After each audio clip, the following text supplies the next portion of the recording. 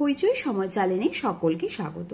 নিরামিষ আলুর তরকারি বা আলুর চচ্চড়ি আমরা বাড়িতে সকলেই কম বেশি করে থাকি, কিন্তু ঠিক এই পদ্ধতিতে যদি আপনারা করে থাকেন তাহলে দেখবেন আলুর তরকারি বা আলুর চচ্চড়ির স্বাদ কিন্তু অসাধারণ হবে।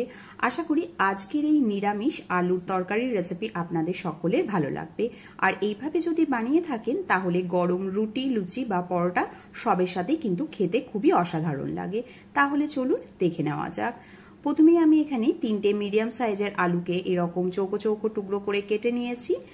আর খুব বেশি কিন্তু মোটা বা খুব বেশি পাতলা করেও কিন্তু কাটিনি। আলুটাকে খুব ভালো করে খোসা ছাড়িয়ে ধুয়ে নিয়েছি, তারপর জলের মধ্যে এরকম ভালো করে আমি চুবিয়ে কিছুক্ষণের জন্য রেখে দিয়েছিলাম। কড়াই গরম হতে দিয়েছি, কড়াইয়ের মধ্যে দিয়ে দিলাম 1.5 চামচ পরিমাণে সর্ষের তেল। তেল গরম হয়ে এলেই দিয়ে দিয়েছি আমি এখানে কালো জিরে আর দিচ্ছি কিছুটা পরিমাণ মৌরি। এই আলুর তরকারিতে যদি মৌরি আর কালো জিরে ফোড়ন দেওয়া হয় তাহলে এই নিরামিষ আলুর তরকারিতে স্বাদটা খুব ভালো আসে। দিয়ে দিলাম 2টো কাঁচা চেরা কাঁচা লঙ্কা। অবশ্যই লঙ্কাটাকে চিড়ে তারপরেই ব্যবহার করবেন, গোটা দিলে লঙ্কাটা কিন্তু ফেটে যাওয়ার সম্ভাবনা থাকবে। ভালো করে ফোড়নটাকে ভেজে নিয়েছি 30 থেকে 40 সেকেন্ড। তারপর কেটে রাখা সব আলুগুলোকে আমি দিয়ে দিচ্ছি। আলুগুলোকে দিয়ে খুব ভালো করে আগে আমি এরকম তেলের সাথে একটু ভেজে নেব 1 মিনিটের মতন। তারপরে কিন্তু এখানে নুন আর হলুদটা ব্যবহার করব। খুব ভালো করে 1 মিনিটের মতন আলুটাকে ভেজে নিয়েছি। তারপর আমি নুন আর সামান্য একটু হলুদ দিলাম। এই রান্নাতে হলুদটা খুব বেশি একদম ব্যবহার করবেন না, সামান্য একটু ব্যবহার করবেন। নুন আর হলুদ দিয়ে আবারও আমি কিছু টাইমের জন্য ভেজে নেব। আস্তে আস্তে দেখবেন আলুর কালারটা চেঞ্জ হতে শুরু করবে। ঠিক সেই টাইমেই আমি এখানে জলের ব্যবহার করব।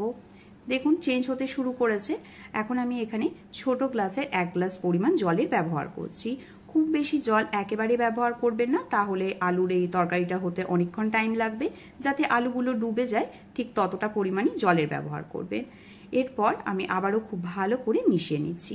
এই রান্নাটা করতে সেই রকম বাটা মশলা বা গুঁড়ো মশলার প্রয়োজন হয় না, কিন্তু এই পদ্ধতিতে করলে এর স্বাদ কিন্তু অসাধারণ হয়। এখন আমি এখানে দিয়ে দেব আদা। এই আদাটাকে আগে থেকে আমি গ্রেট করে রেখেছিলাম।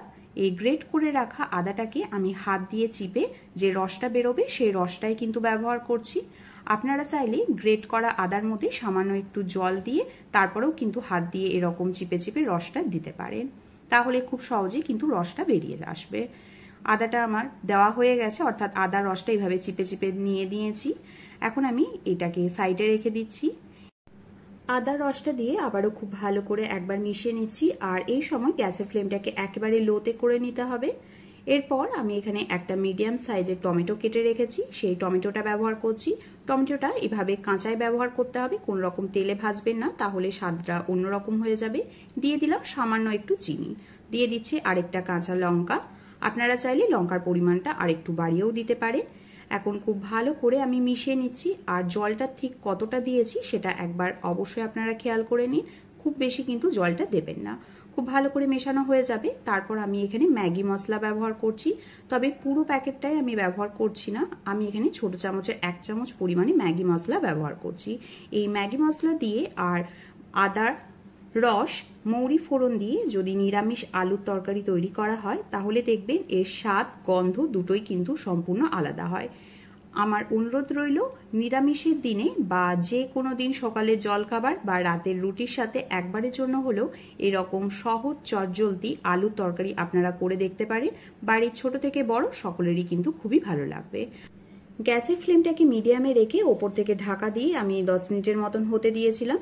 10 মিনিট পর আমি ঢাকা খুলেছি। দেখুন গ্রেভিটা অনেকটাই ঘন হয়ে গেছে আর আলুগুলো সেদ্ধ হয়ে গেছে। আমি সেটাও একবার কেটে আপনাদেরকে দেখাবো। আর এই রান্নাটা করতে খুব বেশি টাইম বা খুব বেশি উপকরণের প্রয়োজন হয় না, কিন্তু খেতে হয় অসাধারণ। এবার টোটালি আমি গ্যাসের ফ্লেমটাকে বন্ধ করে নেব, কারণ এর থেকে বেশি ঘন আর আমি করব না, কারণ এটা ঠান্ডা হলে আরও অনেকটাই ঘন হয়ে যাবে। এখন আমি এটাকে গরম গরম সার্ভ করে নেব। এরকম গরম গরম আলুর তরকারি দিয়ে গরম রুটি, লুচি বা পরোটা খেতে কিন্তু অসাধারণ লাগে। আমার অনুরোধ রইল আপনারা বাড়িতে একবারের জন্য হলেও এরকমভাবে আলুর তরকারি তৈরি করে দেখতে পারেন বা আলুর চচ্চড়ি বানিয়ে দেখতে পারেন, খুবই ভালো লাগবে। রেসিপিটি ভালো লাগলে অবশ্যই লাইক, শেয়ার আর কমেন্ট করে জানাতে জানাতে ভুলবেন না। নতুন হয়ে থাকলে অবশ্যই চ্যানেলটিকে সাবস্ক্রাইব করে নেওয়ারও অনুরোধ রইল। আর পাশে থাকা বেল আইকনটিকেও প্রেস করে রাখবেন, তাহলে খুব সহজেই নিত্য নতুন রেসিপি আপনাদের কাছে সর্বপ্রথম পৌঁছে যাবে। ভালো থাকবেন, সুস্থ থাকবেন। দেখা হচ্ছে অন্য কোনো দিন অন্য কোনো নতুন রেসিপির সাথে। অসংখ্য ধন্যবাদ।